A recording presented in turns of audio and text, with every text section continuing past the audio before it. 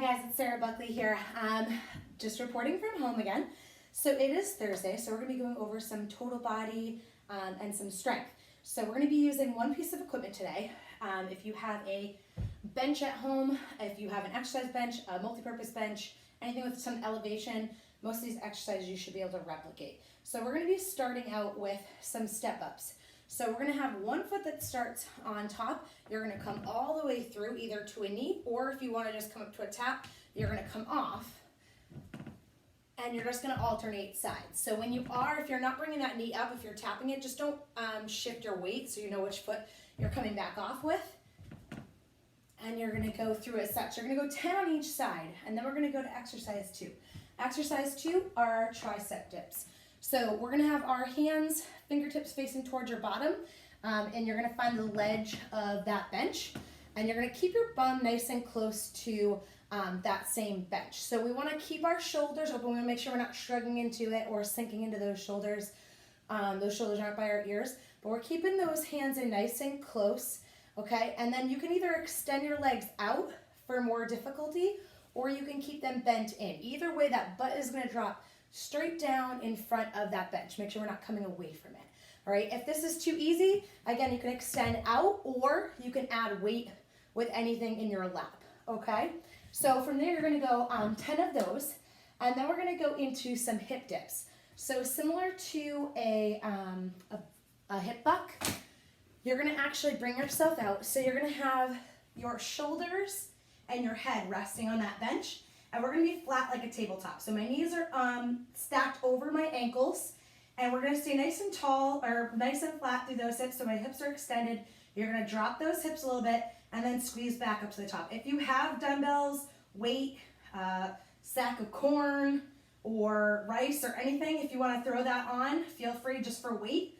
Okay, but you're just gonna go down and up, right, in a smooth motion, again, squeezing through the glutes, making sure we're not dropping all the way to the floor, and making sure we're not pushing through the rib cage, all right? So we're gonna go for 15 of those repetitions, and then we're gonna move on to our forearm oblique mountain climbers. So we're gonna be facing in towards that bench on our forearms, and we're gonna be going across, knee to the opposite elbow. So I'm keeping my upper body stable, I'm staying nice and flat through that midsection. I'm not hips up, and I'm making sure I'm not too low, right? Hollow out that stomach, knee across, not really rotating through that upper body. We're keeping everything else nice and stable up here, driving across. So we're gonna go 10 on each side for that.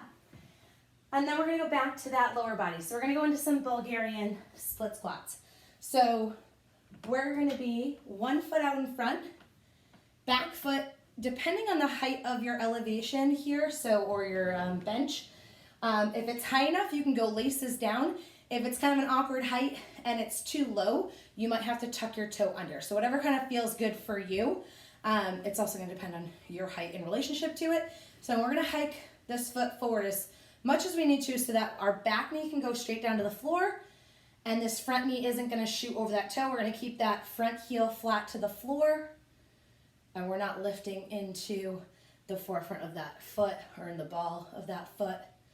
And we're gonna do 10 on each side of that. So you do 10 on one side, switch, again, jump that foot forward. If you want, you can put your hands behind your head, on your hips. If you have dumbbells or weights, you can get creative. Again, 10 on each side.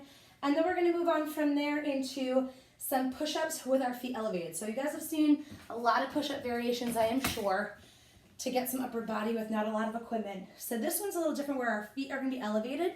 So again, you can opt for whatever version of this you would like, but we're gonna start with those feet on there. Again, wrists and hands are in line with the chest. They're gonna be a little bit wider than underneath the shoulders, and we're gonna drop and come back up. Minus the elbow crack, of course, all right? And then if that's too much for you, feel free, you can do the incline push-ups on that bench instead, whatever works for you. And you're gonna do 8 of those, and then we're gonna go into some rowers sitting on the bench.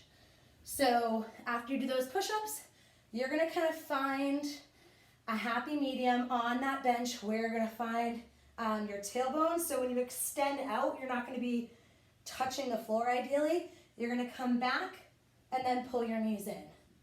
Come back, pull your knees in. Again, how far back you go is really up to you, but we're gonna be looking for 8 of those as well. So you do 8 of the push-ups, 8 of those rowers. Again, if that's too much, you can always keep your hands to give you some leverage on that bench and just come in here. You can have them in the front. You can kind of just hold that V hold if you need to. Lots of variations, single leg, whatever works for you.